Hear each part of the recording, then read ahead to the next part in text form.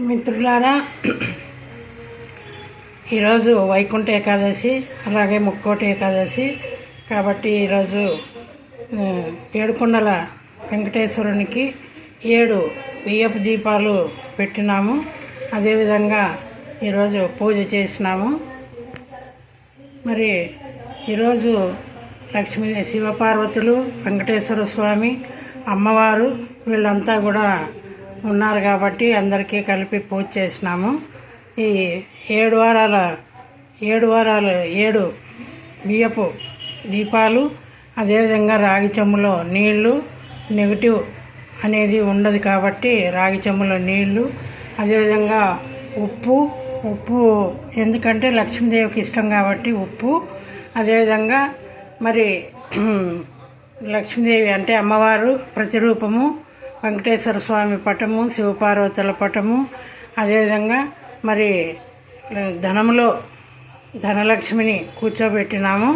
మరి వెంకటేశ్వర స్వామి, వినాయకుడు, లక్ష్మీదేవి విగ్రహాలు, మరి గంగలో అంటే శివుడు గంగలో ఉంటాడు కాబట్టి శివుణ్ణి గంగలో ఉంచినాము.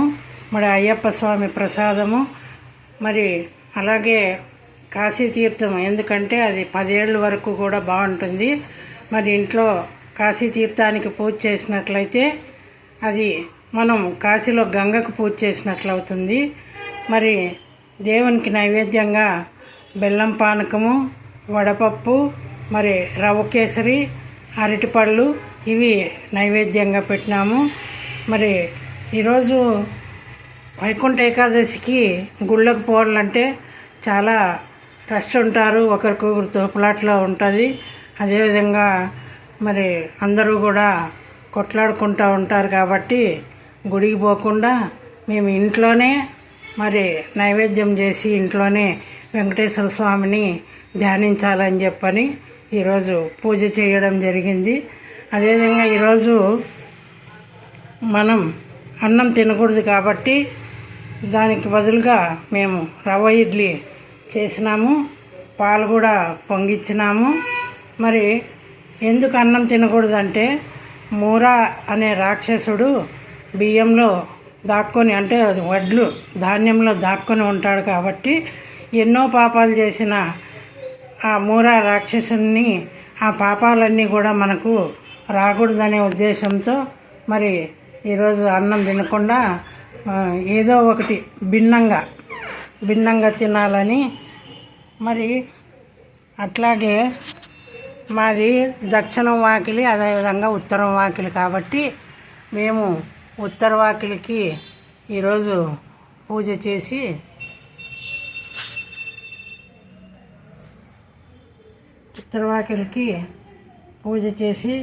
ఈరోజు అగరబత్తి వెలిగించినాము.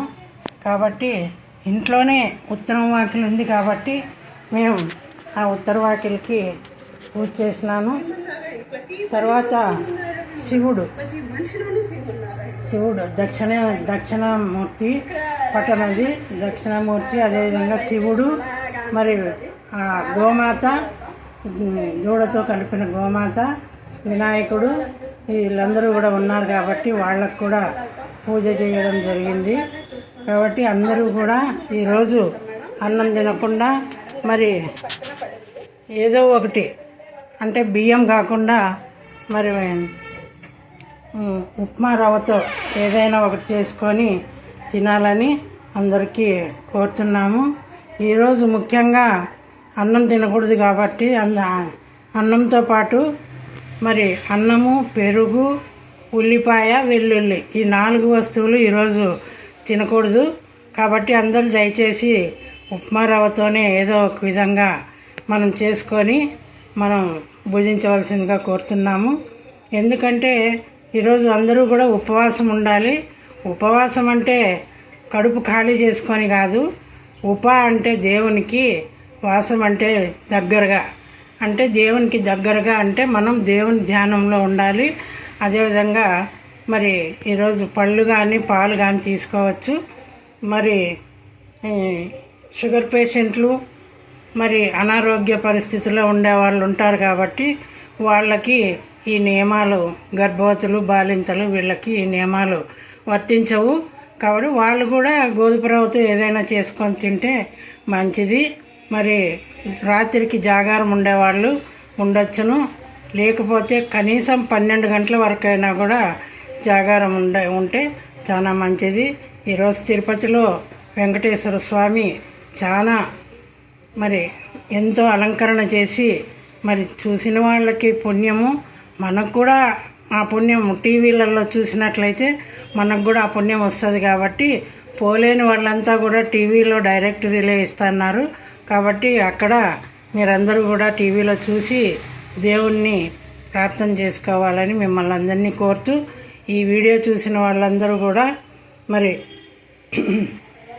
లైక్ చేసి సబ్స్క్రైబ్ చేసి అదేవిధంగా మీ ఫ్రెండ్స్కి బంధువులకి అందరికీ సబ్స్క్రైబ్ చేయాలని లైక్ చేయాలని మిమ్మల్ని కోరుతూ మీ శ్రేయోభిలాషి లలిత.